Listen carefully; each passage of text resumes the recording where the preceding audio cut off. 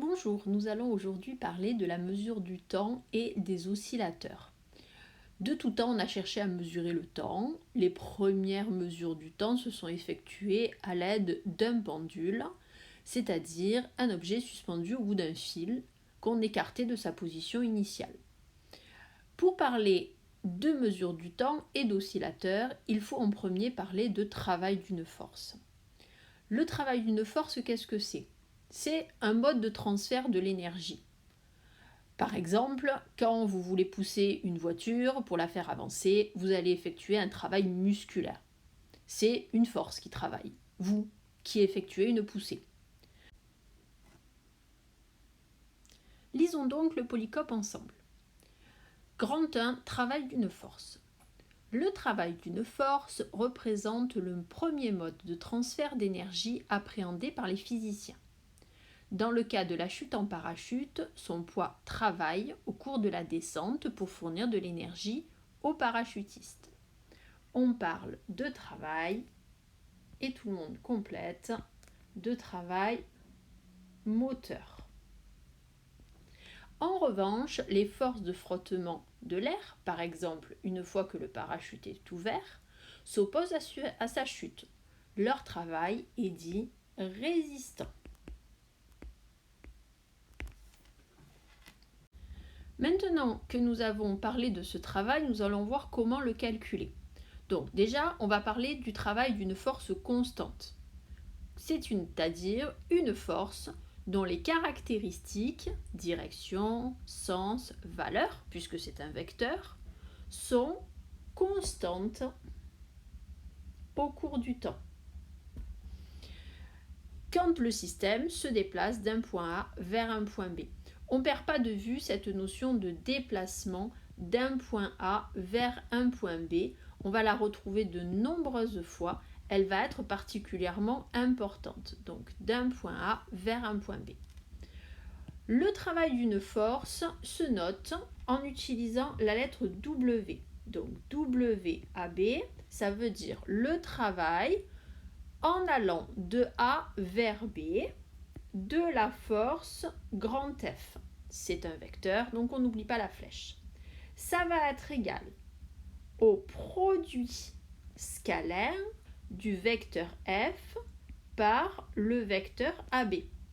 Concrètement, puisqu'on ne sait pas multiplier des vecteurs, ça va être la norme de F fois la norme de AB multiplié par le cosinus θ. Cosinus θ, ça représente l'angle formé entre les vecteurs F et AB.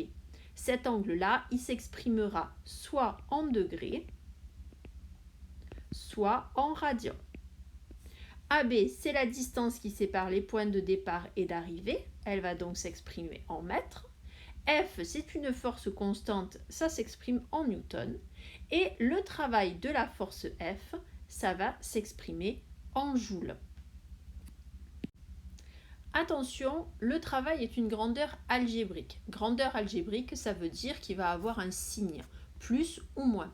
Le signe, il dépend de la valeur de l'angle θ, puisque vous savez qu'un cosinus, ça varie entre moins 1 et plus 1, donc forcément, ça peut être négatif ou positif. Si on a une force qui contribue au mouvement, qui aide le mouvement, alors le travail sera moteur et son signe sera positif. Par contre, si la force s'oppose au mouvement, le travail sera résistant et son signe sera négatif. Si la force est perpendiculaire, ça veut dire que θ vaut 90 degrés, cosinus de θ, ça fait 0. Donc on a une force qui ne travaille pas si elle est perpendiculaire au mouvement. Bien évidemment, si le système ne se déplace pas, AB vaut 0, donc la force ne travaille pas non plus. On parlera souvent également de puissance.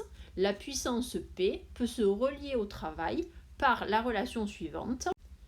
P, la puissance, est égale au travail en joules divisé par la durée pendant laquelle s'effectue ce travail, c'est-à-dire delta T. De manière générale, une puissance, c'est une énergie divisée par un temps. Pour appliquer la formule que nous venons de voir, je vous invite à faire un petit exercice. Mettez en pause le temps de faire l'exercice et regardez la correction ensuite. La formule pour calculer le travail, c'est celle du cours, F fois AB fois cos θ. L'essentiel dans cet exercice est d'identifier la valeur de l'angle θ pour pouvoir ensuite faire le calcul. Attention, la calculatrice doit être en degrés ici puisque les angles sont donnés en degrés. Premier cas, pas de difficulté, on trouve que θ égale à 30, on fait le calcul. Petit b, on voit que la force et le déplacement sont perpendiculaires, donc θ vaut 90, la force ne travaille pas. Petit c, θ égale à 110, on fait le calcul, on trouve qu'il est négatif, attention c'est normal. Et petit d, 180 degrés, là aussi on trouve un résultat négatif. Dans la question petit 2, justement, on vous demande quel qualificatif convient pour décrire ce travail. Il faut dire que quand le travail est supérieur à 0, comme dans ce cas, et celui-là, on va avoir un travail moteur. Par contre, dans le cas où la valeur du travail est négative, on va avoir un travail résistant. Nous avons vu la formule générale permettant de calculer le travail d'une force. Bien évidemment, pour les forces que l'on utilise très souvent, on pourra utiliser cette même formule, mais il existe également des formules simplifiées, adaptées aux caractéristiques de ces forces. La force qu'on rencontre tout le temps, c'est le poids. Donc nous allons voir comment on calcule le travail du poids. Le poids est une force qui agit verticalement. Donc ça veut dire que ce n'est que le déplacement vertical de l'objet qui va compter. Étudions donc un objet qui passe du point A à un point B en étant soumis à uniquement une force P. Quel que soit le chemin suivi, c'est-à-dire le chemin que je dessine en noir ici, ou bien celui que je dessine en bleu qui est là, ou bien encore celui que je dessine en vert, on peut supposer qu'il n'y a que le poids qui travaille. Et donc dans ce cas-là, le chemin suivi n'a pas d'importance. Ce qui compte, c'est uniquement la position de départ A et la position d'arrivée B. On va donc calculer le poids en utilisant la relation suivante. Le travail du poids sur la distance AB est donc égal au produit de la masse fois petit g l'intensité de la pesanteur multiplié par la différence de hauteur entre le point A et le point B. Attention à l'ordre des lettres, il est très important. C'est parce qu'on va de A vers B qu'on fait ZA moins ZB. Si j'allais de B vers A, je ferais ZB moins ZA. La deuxième force que nous avons rencontrée cette année est la force électrique. Là aussi, on va pouvoir définir le travail d'une force électrique. On étudie une force F à laquelle est soumise une particule électrique de charge Q. Pour le schéma, j'ai supposé que Q était supérieur à 0. La particule se déplace de A vers B dans un champ électrique E.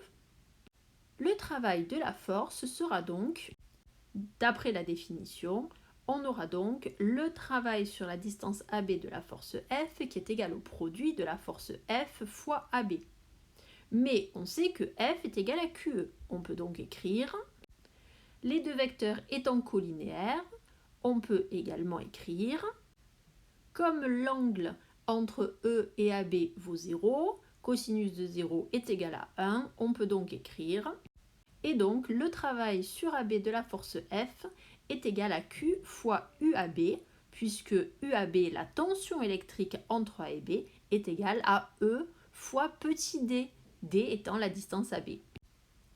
Pour la réaction normale du support, c'est encore plus simple, la réaction est toujours perpendiculaire au déplacement. Comme une force perpendiculaire au mouvement ne travaille pas, on aura donc de la même manière, la force de frottement s'oppose toujours au mouvement.